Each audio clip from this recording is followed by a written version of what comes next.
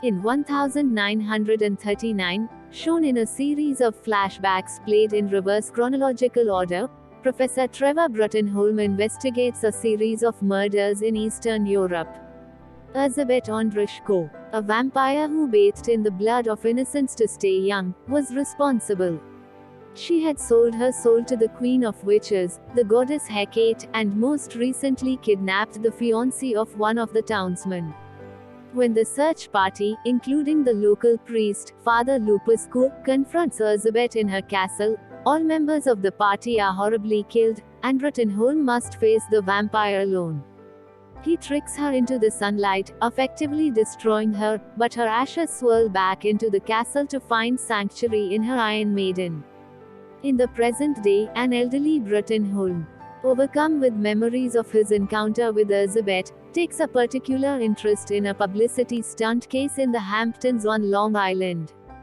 A haunting has been reported in a mansion recently purchased by developer Oliver Trumbolt, a friend of a U.S. senator with hands deep in the BPRD's budget, and considered a low priority. Bruttenholm insists that their most advanced team should go: Liz Sherman, Abe Sapien, Hellboy and junior agent Sidney Leach, as well as himself, to everyone's surprise. Bruttenholm does not explain his motives at first. The BPRD team arrives at Trumbolt's site and sets up to investigate the haunting.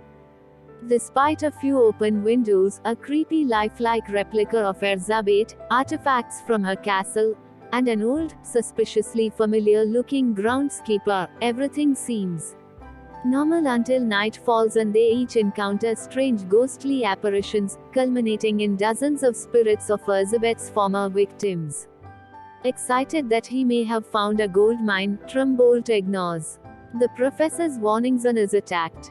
Using his abilities to detect metal, Leach finds a secret passageway through the house's cellar, inadvertently coming across Trumbolt's body, drained of blood. The blood has been placed in a bathtub, apparently for Elizabeth's revival.